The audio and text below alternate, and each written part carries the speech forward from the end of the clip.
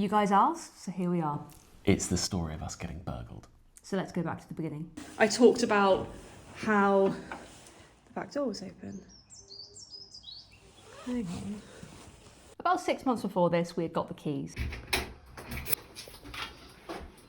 Oh my God, what the have we done? It's safe to say the house was not in a very good state at this point. It was borderline derelict. We had no lights, we'd got builds to do a big strip out.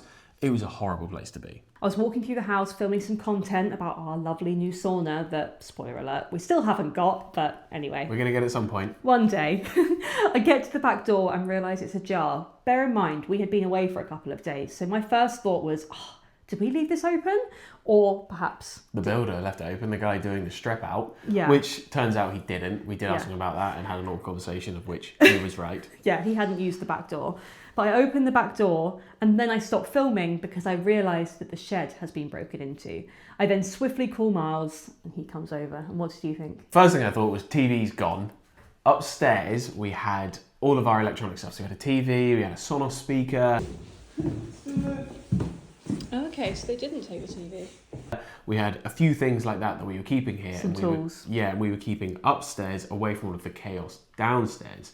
Unfortunately, I guess they did the rounds downstairs and didn't see all that stuff upstairs. The other thing I thought when I arrived is, what if there's someone still here? Maybe a squatter, maybe just spending the night, maybe got drunk in the house. You don't know what's going on when someone breaks into a house. So then I had to do the rounds of the house while you waited outside. Yeah, I was just outside like... Thinking, I hope there's no big scary burglars here because I'm not exactly a big scary threatening man. So walked around the house, peering into every room like, hello, big scary burglar man. But fortunately, they weren't here. Once Miles had arrived and we'd had a look around the house to make sure there was nobody here, very big, scary thing to do, so well done. Miles then said, what about my bike? The shed that was once here, very flimsy shed with very tiny, tiny little padlock, It was rubbish. was blown wide open and there was no bike in here. Does it even count as breaking it open? They probably just pulled it ajar And it just opened up. and had the bike. Yeah, we can't really be mad about that one. Once we'd realised the bike was gone, Miles then had the bright idea of checking the garage. So let's go look at that now. The first thing we noticed when we came down here is this hole in the window where they've clearly smashed it and it's about standing height, so they could look inside and see that there's a lot of stored things in there. Maybe there's something of value, who knows? So they try and get in. And we've got double locks because the previous owner also got burgled. And you can see that this one's hanging off. They've clearly been kicking at this, but it's really loud. So probably that scared them off from breaking it. But then we find on the floor a key labelled garage. Key for garage. But it's the old lock. That's when we realised that they found the keys inside. But lucky for us, we had changed the lock and this was a key from the old owner. It looks quite different now, but the one thing that was left behind from the strip out that we did were some keys of a chimney breast that was here. Luckily, they were all old and none of them were actually working. And when we moved in here, we changed the lock for the garage. But can you imagine we hadn't? I think they would have come back and cleared us out. As Miles said, they were making tons of noise. So I think that they got the bike and got out of here. So we were quite lucky, really. The final discovery was in this room, which used to be a really small bathroom. There was a really small slip window just here. This is the window they got through, just for reference, like this is my hand. There's no way they can get through that. That's just ridiculous. Which, by the way, is about 6 feet off the ground, only about that big. It's absolutely tiny, but that was ajar and there was a handprint on the wall here. We've spotted a handprint. So they clearly managed to somehow get up the height and scoot in on the wall and get in. We discovered the shed was open, the garage door was kicked in and broken. We found the key on the floor, and when we came back in to check these keys, they were all gone. So we knew that we had definitely been burgled at this point, and that's when we called the police. A lot of people did comment on these videos when we posted them on Instagram that the police won't come, they don't care, but...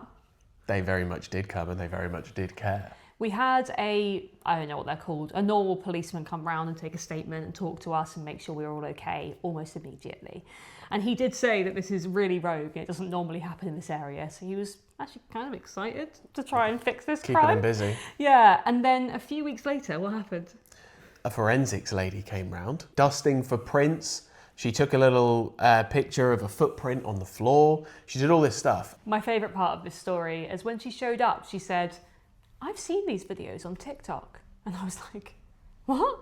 Turns out she was scrolling through her feed, and obviously being a forensics officer, this is something that's relatively interesting to her. She's also doing a home renovation herself. That morning, she was scrolling through her feed. Before she got sent off to come and see us, she was scrolling through her TikTok feed and our video came up. She then got put onto this job, looked us up on Street View and realised it was the same house. And because of this, very kindly, she was willing to be filmed. A lot of people questioned how we managed to get her filmed on this, but she loved it. It was great. She was happy to be on the channel.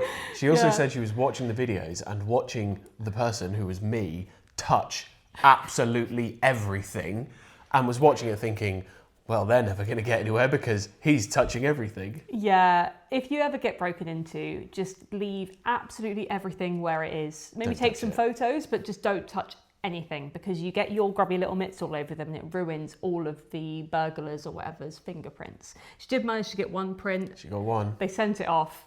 It's been over a year now and we haven't heard anything back. But, you know, they did what they could and they didn't promise anything. It was a bit of a dodgy print anyway. Yeah. The final thing we had to do was give our own fingerprints for elimination purposes, which felt really odd. You're in the back of the van and you're putting all your fingerprints on and it all felt a little bit serious then after the fun we've been having with her inside. Yeah, like we'd done the crime. So, what were our lessons learned from this? I think the first one is to change all of your locks as soon as you get the keys because you don't know who has those keys, where any spare keys are, you just don't know. So change everything. And then on those keys, try not to leave them somewhere obvious and also change the labelling or remove the labelling at all. Yeah. Ours just said garage on it. So obviously you're going to try the garage. Fortunately, it was an old garage key. But our new garage key does not say garage on it. We won't tell you the code name for that one. The other thing is do not touch anything when you do have a break-in. You could ruin the evidence and mean that that person does not get caught. And finally, the police do show up. Loads of people online were sceptical, but we did end up having actual forensic officers in the house doing their absolute best to try and find this person. They haven't yet, but you never know. But they're not working with very much evidence, to be fair to No, them. we ruined all the evidence. Honestly, we were a bit shaken by this. It's pretty intrusive to have someone come into your home. Even if you're not living there, you know, it's our world and they've broken in, they've stolen my bike, which is incredibly annoying. We've done all these things we were saying about the keys, we've got new windows, we've got security cameras, we've done everything we can to make sure it doesn't happen again. And also we're just living here, so there's clearly activity here now. Yeah, the house was empty while this happened and it was quite obviously empty. So having some lights on while you're not here is very important. Another thing is that we have renovated this house since this happened, so I don't feel so bad about it. I think if someone broke into it now, it would be a bit worse because it's really in your home, whereas this was a derelict building project. But if you do want to see our progress from this burglary all the way till now, we've done weekly vlogs in the run-up to all of this and we continue to, so make sure to subscribe if you're interested in that. Ding the bell, do all those thingies down All those there, whatever things, you're meant all to those do. things. But You give anyway. us a hype. Yeah, give us a hype. We love the hypes. But anyway, Yeah. thank you so much for watching and hopefully we'll see you soon.